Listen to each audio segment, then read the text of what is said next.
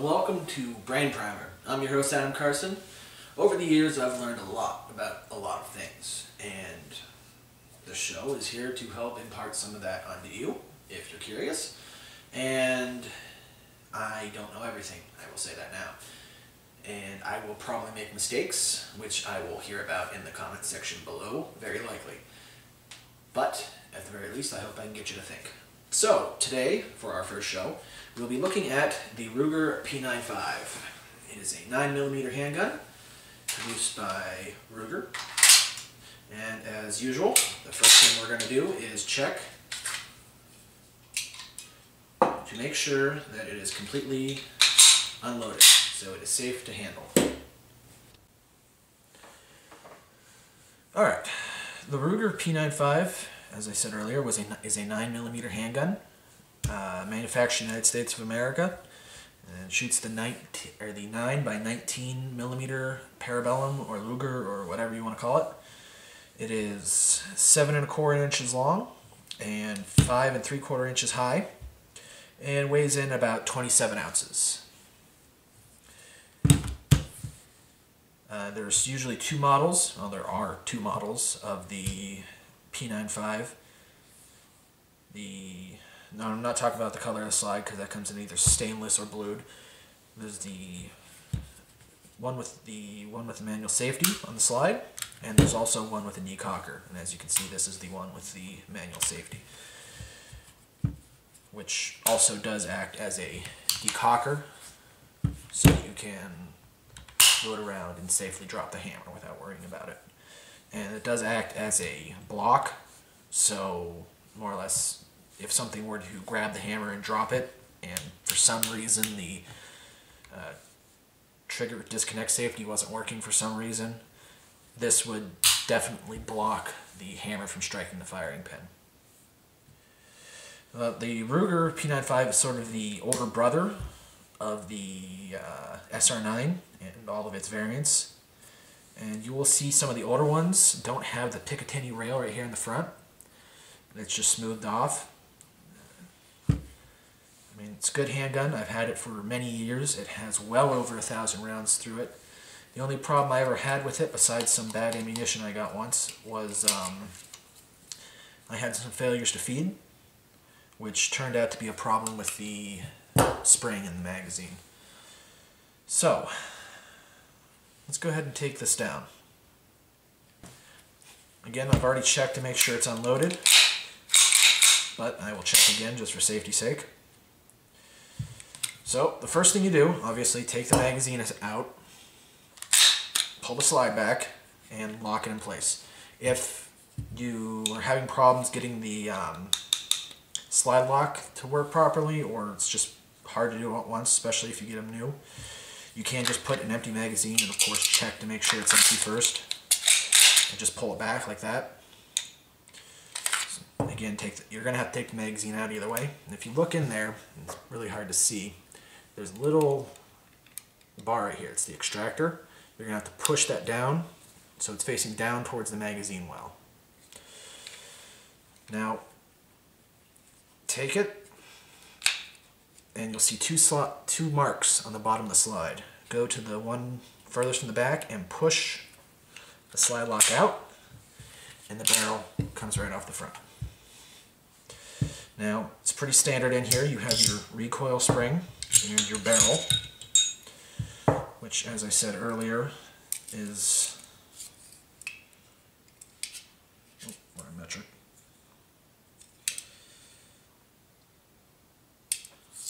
I'm supposed to help if I zero it.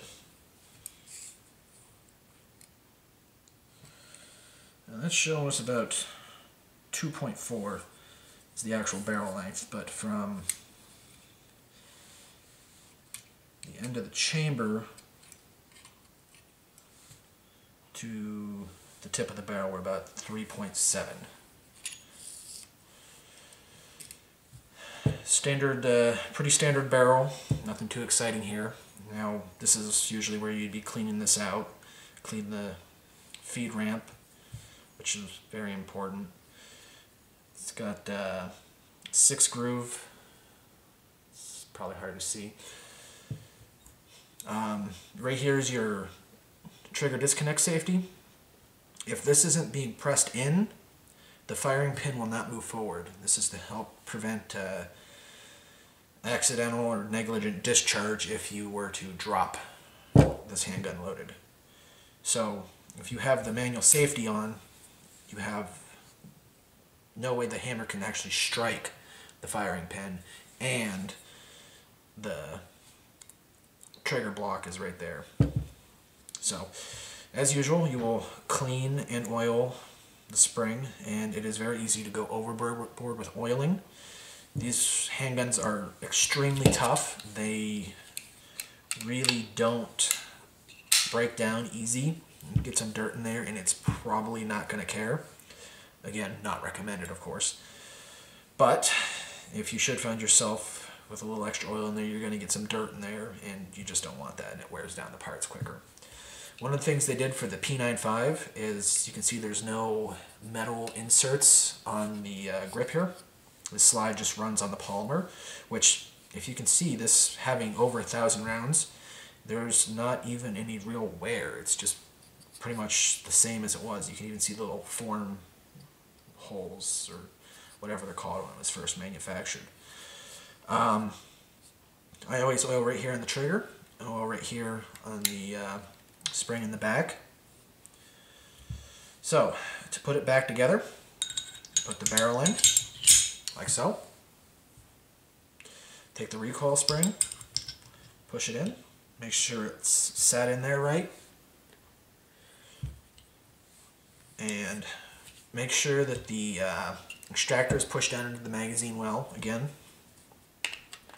Set it on, pull it back so it lines up like that. Push the slide lock in so it's all the way in. Pull it back, lock the slide in place, and if it doesn't go up by itself, push the extractor back up. And then you should be ready to go. Now, it is safe to dry fire this handgun, according to Ruger. Of course, you don't want to spend all day, every day dry firing it. You will wear it down.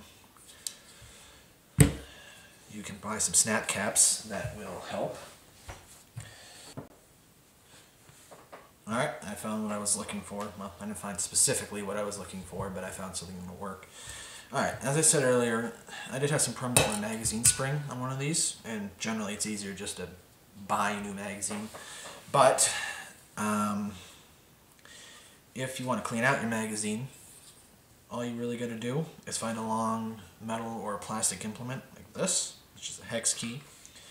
Push it in there, and you'll feel the base plate starts to slide a little. You can just slide that right off. And you don't have to worry about the spring come flying out of there, because there's another plate at the bottom. And a lot of the time you'll sit here and look at this thing and try to figure out how to get this thing out. Just take and push down one side. I'm probably going to screw this up because I'm recording this, but more or less just push down on one side. On the corner, see? Alright, I'm going to cheat and use the hex key a little. There we go. Alright, now you have to be careful of the spring flying out. Just slide it out past, and there you go. There's your spring. It's called the follower, where it pushes the rounds up to the chamber. So that's the disassembly for the magazine, and as expected, reassembly is pretty much reverse steps and is a whole ton easier. Alright, that pretty much covers all the assembly and disassembly. You can find this at most gun stores for about, well, the suggested price from Ruger is $400, but you'll probably find it from anywhere from $300-ish to $380, maybe, if you get a, depending on your store. It's a good handgun. It's kind of wide. You can carry it concealed, but as I said, it's very wide. It's got the ambidextrous safety on either side, so it's a little chunky, chunkier than the SR9, but it's still a very good handgun. As I said, you get junk in here, it doesn't care. It keeps on firing. With over 1,000 rounds and really no signs of wear, it is a good handgun. And that is the Ruger P95. Well, thank you very much for watching Brain Primer. Take aim. Be safe.